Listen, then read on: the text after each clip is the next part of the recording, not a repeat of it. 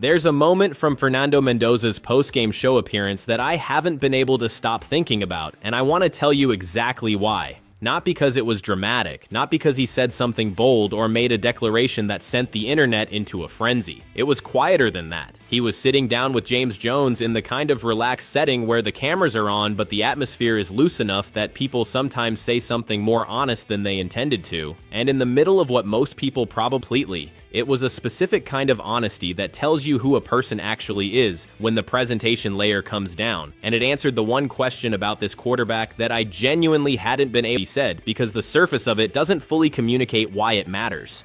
Mendoza was talking about leadership, specifically about the idea that the right to hold people accountable isn't something that arrives automatically with a high draft position or a large contract. It has to be earned through performance and through genuine investment in the people around you. That part was thoughtful, but then he said something that most listeners probably processed as a self-deprecating aside and immediately moved past. He said that toward the end of his time at Indiana, once he had actually built real standing with his teammates through years of consistent work and consistent results, he became, in his own words, kind of an a-hole sometimes, because he wanted the standard held, because he demanded that everyone around him perform at the ceiling of their capability, and he was willing to generate real friction to make that happen. I need you to sit with that, because the instinct is to smile and scroll past it. Don't. That admission is one of the most revealing things a young quarterback can say about himself in a casual media setting. Here's the thing about the quarterbacks who actually sustain success in this league across long careers, the ones who win in November and January and build locker room cultures that attract difference-making players. They are almost never the ones who are universally comfortable to be around. Peyton Manning was relentlessly demanding on everyone in his orbit. Tom Brady's sideline behavior has been documented extensively, and the players who won championships with him have spoken openly about how genuinely uncomfortable his standards made people feel when they weren't being met. Patrick Mahomes has moments of visible, pointed frustration that make clear this is not a quarterback who quietly accepts anything below what he believes is possible.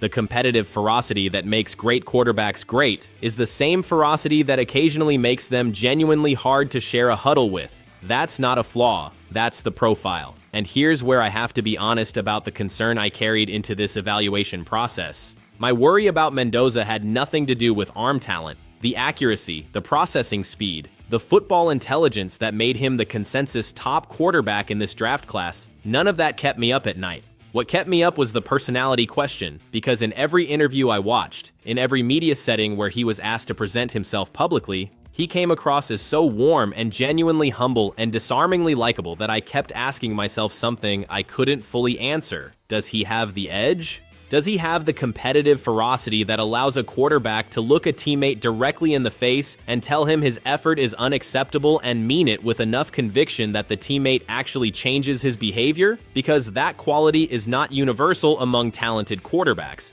And when it's absent, you tend to discover it in the fourth quarter of close games, in the middle of losing streaks, when the standard of daily work quietly erodes, and nobody in the building has the standing or willingness to stop it before it becomes very hard to reverse. The reference point I keep returning to is Derek Carr, and I say this with genuine respect for everything Carr gave the Raiders during his time in Las Vegas. He was a real leader in many meaningful ways. His care for the people around him was authentic. But there was always a dimension of leadership that felt just slightly out of reach, and it revealed itself most clearly in that press conference after the Jeff Saturday coached Colts loss, where years of accumulated frustration finally poured out. That moment wasn't weakness. What it revealed was a quarterback who had never found a reliable way to channel his competitive expectations directly and consistently in the moment. His frustration had been compressing privately because the interpersonal tools for addressing it in real time hadn't fully developed. The gap between caring deeply about the standard and being able to enforce it directly without hesitation, without apology, is a genuine limitation at this position. It separates good from great, and I carried a version of that concern about Mendoza right up until he answered it himself in that casual post-game appearance. What makes his self-description so significant isn't just what he admitted. It's the sophistication embedded in how he framed it. He understood that the right to make real demands of people isn't a function of draft position or contract value. It's earned through accumulated credibility, through performing at a high level and genuinely investing in the people around you as human beings. Only once that equity is established does accountability actually land, rather than just creating resentment that poisons the room. Most NFL veterans spend years learning that lesson through costly mistakes. Mendoza walked into the league already knowing it. The warmth is real. The humility is real. And running directly underneath all of it, clearly and undeniably, is a competitive edge that he has already learned to deploy with real precision. That combination is genuinely rare. And rare combinations like that are what franchise timelines get built around. Now let me get into the quarterback competition, because this is the conversation that has been developing through all of the minicamp coverage, and I've been genuinely wrestling with it. Kirk Cousins versus Fernando Mendoza for the Week 1 starting role. I'm going to walk through this honestly because the real version of this debate is more useful than the tribal version that tends to dominate these conversations. The case for starting Mendoza from day one is legitimate, and I don't want to brush past it. When you watch the minicamp footage, the ball is coming out with real authority. The velocity and placement are not what you typically expect from a quarterback operating in a brand new professional system with no pads and no live pass rush. The throws are landing on time and in locations that require genuine accuracy. And when I compare what Mendoza's arm looks like right now to what Cousins has shown over the last 2 seasons, 5 and 3 and 8 appearances in Atlanta, functional and serviceable but nowhere near dominant, I'm genuinely not convinced there's a meaningful physical advantage remaining on Cousins' side. At 37 years old, Cousins manages situations competently. Mendoza at his ceiling is a fundamentally different kind of player. The question is whether you access that ceiling in September or whether you protect the process of reaching it by managing the introduction to professional adversity more carefully. The argument that moved me, somewhat reluctantly because part of me genuinely wants to see Mendoza on the field from Week 1,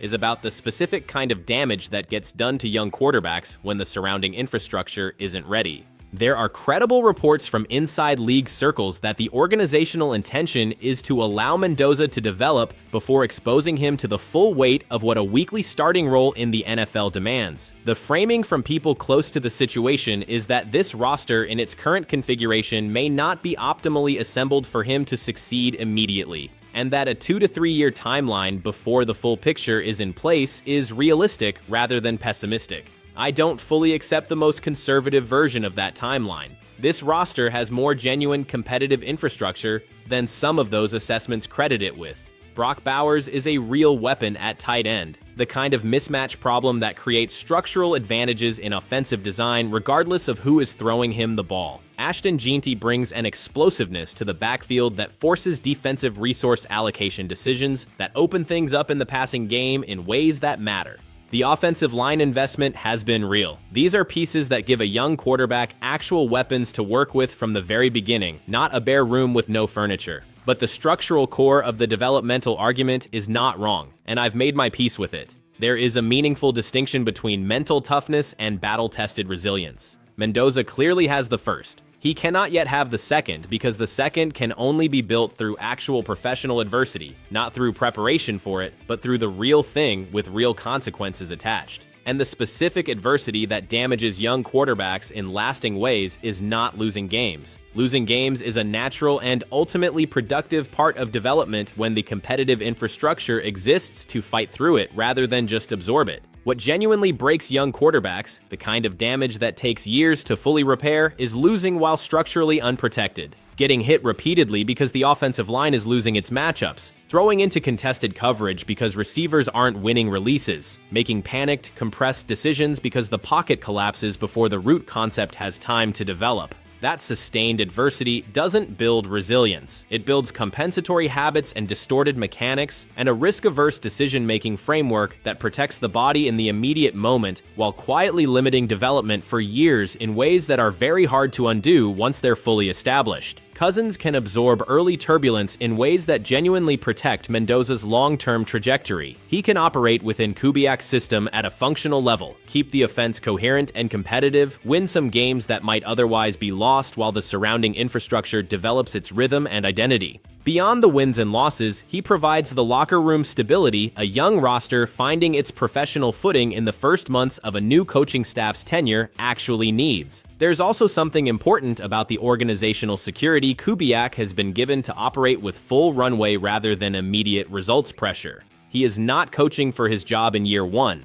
He will not panic and accelerate the Mendoza timeline because early results disappoint or outside noise becomes too loud to ignore. That security means this decision gets made based on what is actually right for the quarterback's development rather than what generates the most immediate external excitement. That is a genuinely healthy environment to be building inside. Where I've landed after sitting with all of it is this: Cousins starts. If the offense looks functional through the first 4 to 6 weeks, if results reflect a team that is competitive even in losses rather than one getting systematically dismantled, you stay the course and let Mendoza continue building his command of the system. If the football deteriorates into something that looks genuinely broken rather than just a team developing through early season adversity, then you make the transition and find out what Mendoza can do with real stakes attached. Because the objective here is not to win games with Kirk Cousins. The objective is to develop a quarterback capable of carrying this franchise to 11 or 12 wins a season for the next decade. And sometimes the most aggressive thing a franchise can do for its own future is protect the development process, even when the impatient version of the decision feels more immediately satisfying. German McCoy keeps pulling my attention back. The more I sit with what I know about his current physical situation, the more convinced I am that he's going to be on the field in a real capacity this season. The surgery he eventually needs has not been removed from the equation, and anyone suggesting otherwise isn't being straight with you. But the fact that he participated in punt return drills at minicamp is not a minor data point. You do not put a player with a significant knee situation through the physical demands of return specialist work unless the medical staff has genuine, specific confidence in where his body is functioning right now. The Raiders are not tiptoeing.